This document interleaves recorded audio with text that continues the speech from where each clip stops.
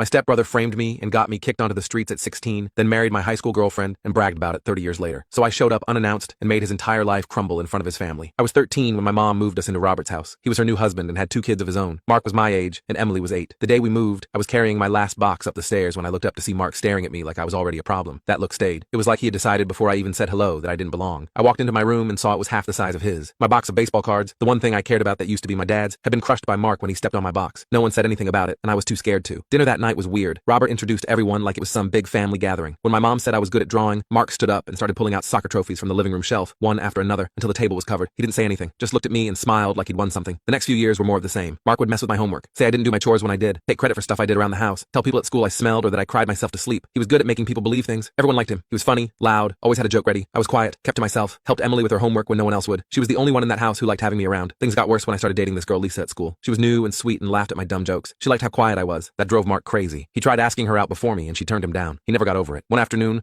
I got home and Mark said he lost his phone. He asked me to help him look for it. I followed him upstairs and he told me to check under my bed while he went to check the laundry. I didn't think much of it until 20 minutes later when he came back with our dad. He walked in shouting. Mark was behind him with this look on his face I still remember, like he couldn't wait to watch the next 5 minutes. Robert marched over to my bed, flung open my wardrobe and pulled out a bunch of Emily's underwear. My stomach dropped so fast I couldn't breathe. I told him I didn't put them there. I had no idea how they got there. I looked over at Mark and he was fake shocked, like he couldn't believe what he was seeing. Emily was crying and kept asking why I took her stuff. Robert didn't ask questions. He grabbed me by the collar and dragged me out of the house before I could even grab my shoes. He threw me against the wall in the driveway and screamed that I was sick and needed help. Then he shoved me to the ground and locked the door behind me. My mom didn't even fight for me. I remember standing there barefoot, staring at the porch light. I knocked once, then again, then I gave up. I slept in a porta potty at the park that night. Nobody came to get me the following day, and I honestly thought I'd never see any of them again. 30 years passed by. The only thing I heard was Mark somehow ended up marrying Lisa, but not much else. Until last week. I came home from work, my wife Sarah looking like she'd seen a ghost. She handed me a printed email, an email that was from Emily. I didn't want to read it. I hadn't spoken to her in 30 years, but she told me I needed to. It was long, but the important part was this. Mark got drunk last weekend. He and his buddies were talking and my name came up. He started bragging about how he set me up and how he took my girl. Said I probably died on the streets. Said it like a joke. Lisa was there in the next room, and she finally heard the truth. She called Emily. Emily spent all weekend trying to find me, and she did. She wrote that she was sorry, that she never forgot what happened, that she missed me and wanted to come meet the family again. But the whole time reading that email, there was one thing on my mind. I should be over it. But Mark ruined my life and took everything from me. I was coming back, and I was getting more than just revenge. I read the email twice, then closed the laptop. Jamie was watching me carefully. Are you okay? She asked. I wasn't. I felt like someone had ripped open an old wound and poured salt in it. All those feelings I'd buried, the abandonment, the betrayal, the helplessness, came flooding back. But mixed in with all that pain was something else, something hot and sharp. Anger. He married Lisa, I said finally. That detail kept sticking in my brain. After ruining my life, Mark had gone on to marry the one good thing I'd had in that house. Jamie knew some of my history. I told her the basics when we got serious, that I'd been kicked out as a teenager, that my stepbrother had set me up, that my mom had chosen her new family over me, but I'd never told her all the details. It hurt too much to talk about. Now I found myself telling her everything. About the baseball cards, about the constant sabotage, about Lisa, and how she was the first person who seemed to see me, about that final day when everything fell apart. I talked until my voice was hoarse. When I finished, Jamie reached across the table and took my hands. What do you want to do? She asked. That